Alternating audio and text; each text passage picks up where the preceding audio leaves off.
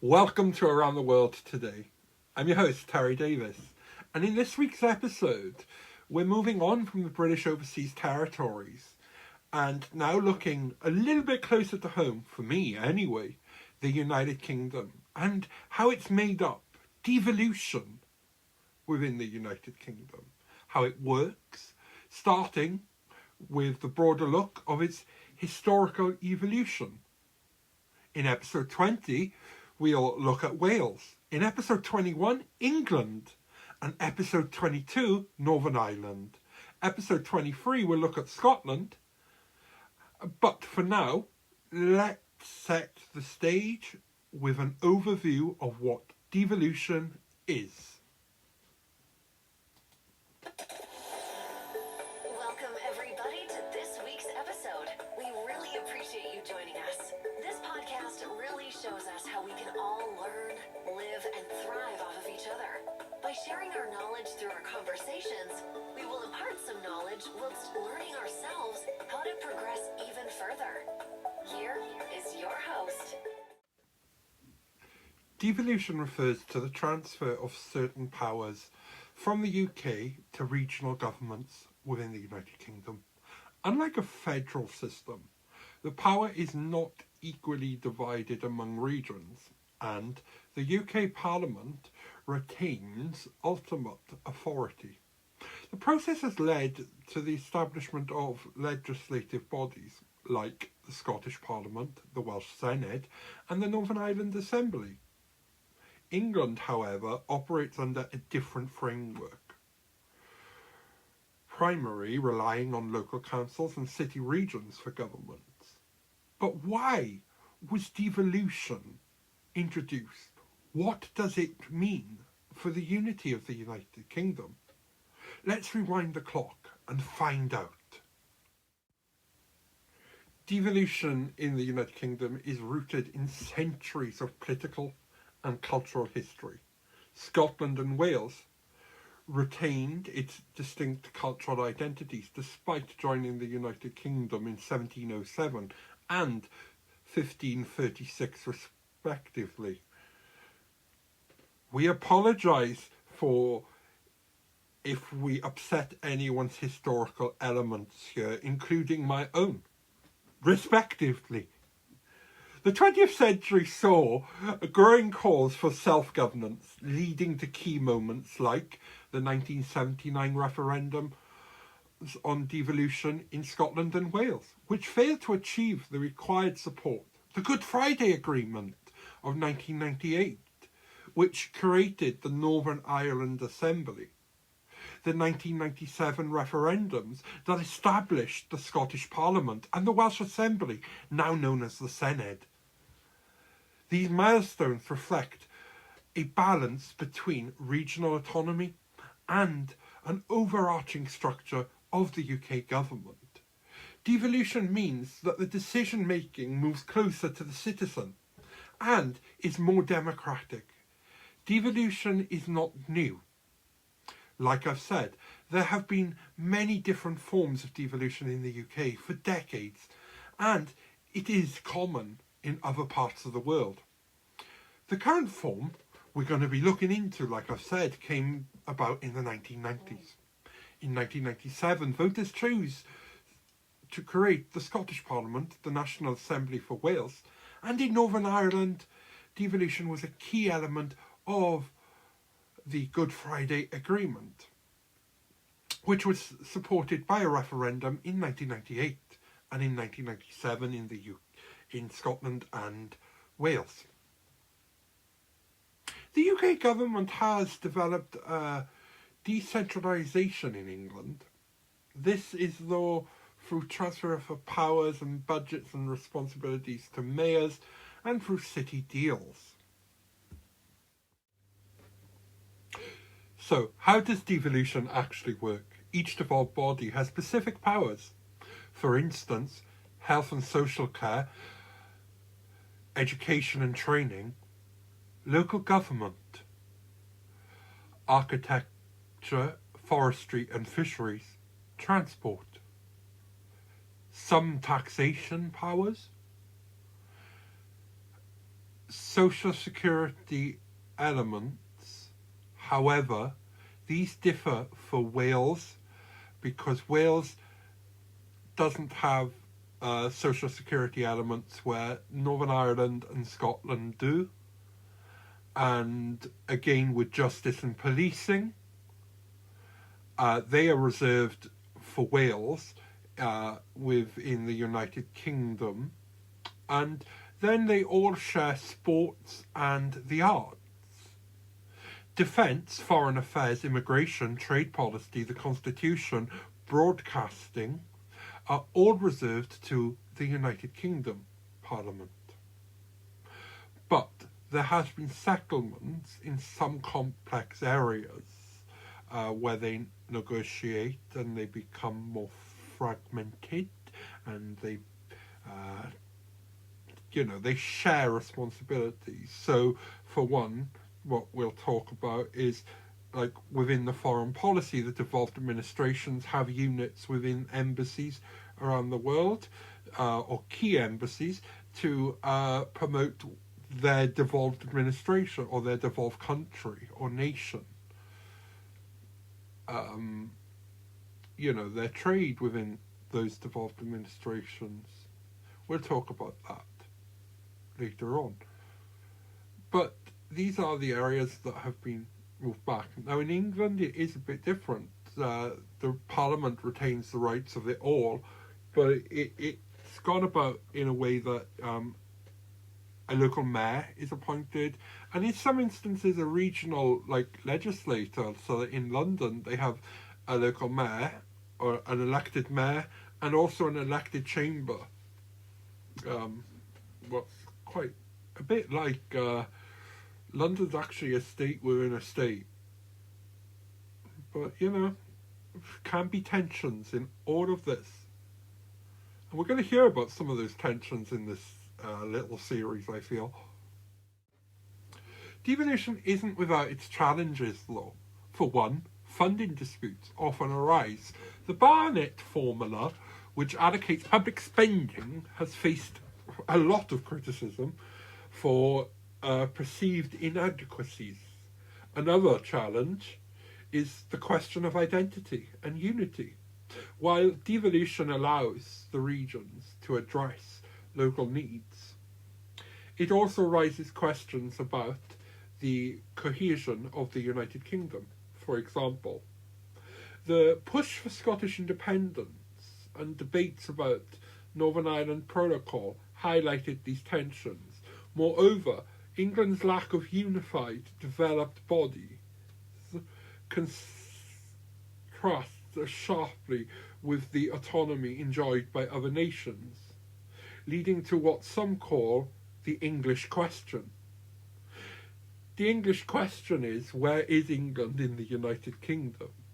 However, England in 1997, at the same time of Wales and Scotland getting a vote, had a vote about devolution. They were offered regional parliaments and regional governments in the same way that Wales and Scotland were, with local assemblies as they were. But they chose not to go. Then in 2011, I believe it was, they were given the opportunity for regional mayors in a referenda, and that passed, and this is what they've got now. I'm looking forward to learning about the English model of devolution, because in some instances they've moved, because they don't control some of the things the Welsh and the Scottish do. They've been able to go faster with transport policy. For one, I've been quite interested within the Greater Manchester area, as many of you know from this series, actually, from the beginning of this series, when we looked at transport, about the B network, and also transport for London as well, but that's a different aspect because that's held over from the days of when they were privatising the bus network. You could privatise the whole country, but you couldn't privatise London. Oh no, you could not touch London. Despite its complexities and challenges, devolution has been a catalyst for significant success across the United Kingdom, illustrating how regional autonomy can innovate and localise solutions. Let's delve deeper into some standout achievements.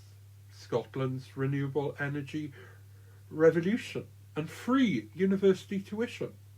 Scotland has become a global leader in renewable energy, leveraging its natural resources to provide over 97% of its electricity demand from renewable sources by 2020.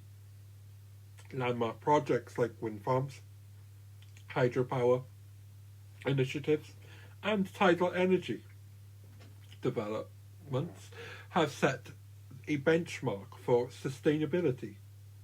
Additionally, Scotland's decision to provide free university tuition for residents reflects a commitment to make education accessible, directly addressing regional priorities and fostering social mobility.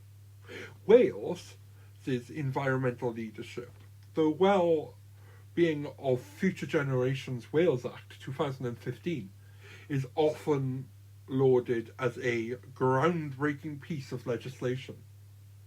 Unique in its scope and ambition, the Act requires public bodies in Wales to consider the long-term impact of their decisions on economic, social, environmental, and cultural well-being. It has inspired international conventions about sustainability, development, and responsibility. Wales has also excelled in recycling rates, consistently ranking as one of the top performing nations globally in waste management. Northern Ireland's role in peace building, the establishment of devolved institutions in Northern Ireland as part of the Good Friday Agreement, 1998, has been a cornerstone of peace-building efforts. While challenges persist, the power-sharing government has enabled representation from both unionist and nationalist communities, providing for dialogue and reconciliation. Devolution has also facilitated region-specific policies addressing health, education, and economic development, tailored to the distinct needs of its population. Health and social care policies across all devolved administrations. Health services have been adapted to local needs. For example, Wales has abolished prescription charges, making essential medicines free for all residents. Scotland's focuses on mental health services has led to an innovative approach, including dedicated funding for young people's mental health support. Cultural identity and language preservation. Devolution has empowered regions to promote and preserve their unique cultural identities. Scotland and Wales, for instance, have made significant strides in promoting the Gaelic and Welsh languages.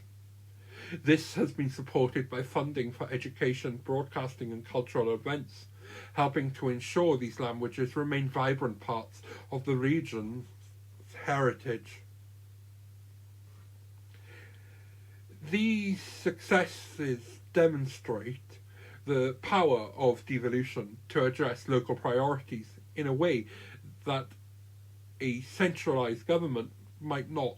By tailoring policies to meet regional needs, devolution fosters an innovative emphasis on cultural pride and builds resilience in the face of natural and global challenges.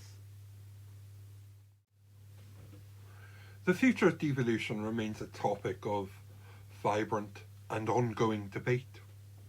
as the United Kingdom faces questions about how to balance regional autonomy with national unity. As we look ahead, the trajectory of devolution will likely hinge on several critical factors, including political pressures, economic realities, and the social needs. Here are some key considerations for the future of devolution. Further decentralised. There are growing calls for even more powers to be devolved, practically in Wales and for the regions of England. Many in Wales, for example, argue greater autonomy, citing Scotland's stronger devolved powers as a model for their own future. The creation of an English Parliament has been proposed by some advocates that could address the current imbalance where English MPs hold a greater number of sway of votes in Westminster. This concept would allow England to have more local control over its affairs, while still maintaining its role within a broader United Kingdom framework. Proponents of this model argue that devolution should be more inclusive. Processes with regions like the north of England and the Midlands, calling for a fairer distribution of power. Devolution and national unity. On the other hand, some argue that further decentralisation could strain the unity of the United Kingdom. With Scotland pushing for independence and regional differences becoming more pronounced, there's a growing fear that a deepening devolution could further weaken the bonds between the four nations. The challenge is finding a balance, ensuring that devolved governments have the powers they need to reflect the distinct identities and priorities of their people, while maintaining the integrity of the United Kingdom. As a whole, questions about national identity, economic equality, and political cooperation will likely determine future debates around devolution. Devolution and the challenges of political landscapes. The political landscape of the United Kingdom is evolving rapidly, with political movements gaining traction across Scotland, Wales, and Northern Ireland. The future of devolution could see a more varied and powerful cause for independence or enhanced autonomy. The influence of political parties like the Scottish Nationalist Party, Plaid Cymru, in Wales, and the Democratic Unionist Party in Northern Ireland underscores the growing desire for regional empowerment.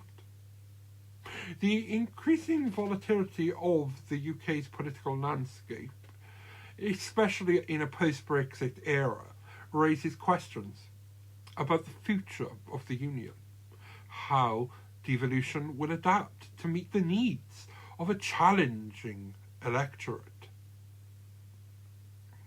Devolution's role in modern challenges. As we face the unprecedented challenges like climate change, economic disparity, and social justice, devolution could play a pivotal role in crafting tailored responses that are more effective than a national one. For example, Scotland's ambitious climate goals, which include becoming net zero nation by 2045, reflect the ability of devolved governments to address global issues with local solutions. Similarly, regions across the UK could implement target policies to combat poverty, improve public services, and create a more sustainable economies in response to shifting global pressures. Devolution could help to create a more localised adaptable policies that are agile enough to meet new challenges practically with those and with that could see a global impact. The question of federalism. One long-term discussion on the horizon is whether the UK should move more towards a federal system, where each nation has a defined set of powers that are enshrined in a constitution. Federalism could offer a clear framework for managing the complex relationships between the four nations, resolving tensions around power sharing, and ensuring greater equality of representation. However, this would require a fundamental change in the United Kingdom and how it is governed, which may not be feasible or the desire within the current political climate. But just because that is not in the current mindset, it isn't something that we shouldn't really explore. A federal state of Wales, a federal state of England, a federal state of Scotland, a federal state of Northern Ireland, all equal to each other within the United Kingdom, all with the same powers.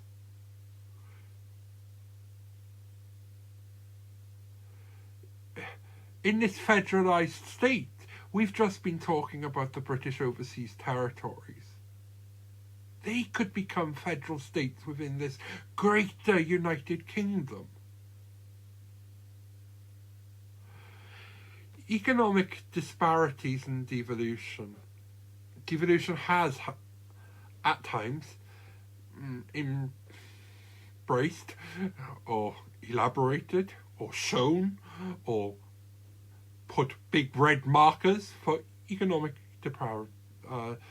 differences between the regions. While Scotland and Wales have received an increase of devolved powers, economic challenges remain significant, practically in Northern Ireland, where political instability has created roadblocks to constant governance as the regions grapple with their unique economic realities. Whether it's boosting tourism, developing local industries, or addressing urban inequality. How devolution handles these economic differences will be critical to its future success. The UK's approach to inter-regional economic cooperation could evolve into a more adequate system that would require deeper collaboration between central and devolved governments. Constitutional reforms and legal challenges. As devolution continues to evolve, questions around constitutional reforms will play a significant role.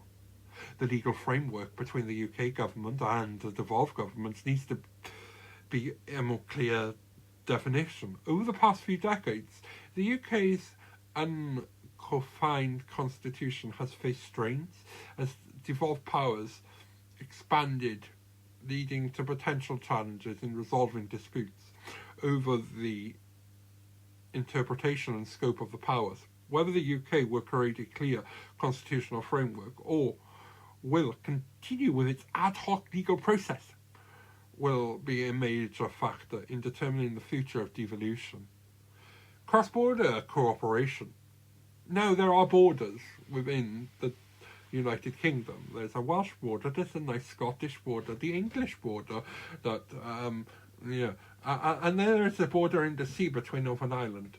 But yes, each area of the United Kingdom does have a different border. For my American listeners, isn't it funny? Whenever you watch American TV, and I do this a lot, they say, I'm going to England. Or whenever they're talking about the UK, it's in England. No, the United Kingdom, please. No, the future of devolution will require an enhanced cross-border cooperation between the devolved nations, while Scotland, Wales and Northern Ireland have distinct needs and priorities. Issues like climate change, healthcare, and transport infrastructure are areas where cooperation could yield better outcomes. The UK government will need to foster a more constructive relationships between the regions to ensure a cohesive response to cross-cutting challenges that affect the entire nation. In summary, devolution is not a clear outcut. It will likely shape and be shaped by the evolving political, economic and social landscape, with regional voices demanding more power and flexibility to shape their destinies. At the same time, there is a critical question on how to balance this with the overarching need for a national unity. Devolution will play a vital role in how the UK adapts to challenges of the 21st century, and it will require an ongoing dialogue and compromise among all parties involved. As we wrap up today's exploration of devolution across the United Kingdom, it is clear that this is a subject full of complexity, history, and ongoing evolution. But our journey doesn't end here. In the coming episodes, we'll take a closer look at each nation's unique path to devolution, examining their successes, challenges, and aspirations for the future. In episode 20, we will take a deep dive into Wales, a nation whose journey to devolution started modestly, but has grown into a robust system of governance, while exploring how the establishment of the Senedd, Welsh Parliament, has transformed Wales from a region with limited administrative powers to a nation capable of legislating on critical and crucial issues such as health, education, and the environment. How well-being of the Future Generations Act shaped Wales's priorities. What's next for the Welsh autonomy? In episode 21, we'll look at England. After Wales, we'll turn over our attention to England, a nation without its own devolved parliament. Instead, England's governance is a patchwork of regional authorities, metro mayors, and local councils. We'll explore whether England is ready for its own parliament and what lessons it can draw from the other devolved systems within the United Kingdom, from London's powerful mayoralty to the Northern powerhouse. We'll unpack the debates surrounding English devolution and regional inequality. In episode 22, we're going to look at Northern Ireland. We'll focus on Northern Ireland, where devolution is deeply intertwined with the peace process. The Good Friday Agreement was a landmark moment that led to the establishment of the Northern Ireland Assembly. We'll discuss how devolution has contributed to the reconciliation, while also delving into the challenges posed by the political stalemates and Brexit-related tensions. What does the future hold for the region, where governance is so closely tied to identity and history? In episode 23, we'll take a look and we'll be going to Scotland, where devolution has been a success story and a source of political fraction, from the establishment of the Scottish Parliament in 1999 to the ongoing debate about independence. Scotland's relationship with the UK continues to evolve. We'll examine how the devolved powers have allowed Scotland to lead on renewable energy, health, and education policies, while exploring what the push for independence means for devolution as a whole.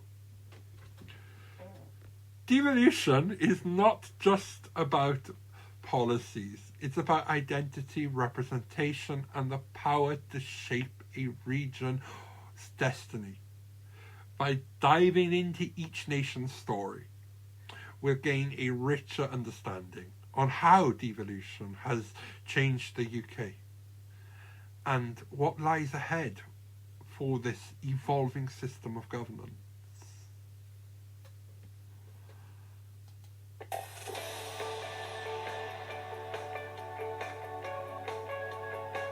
This week's episode has come to an end, but the fun doesn't have to stop here.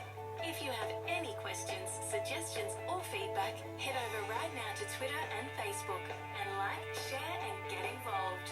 Join us next time. That's it for today.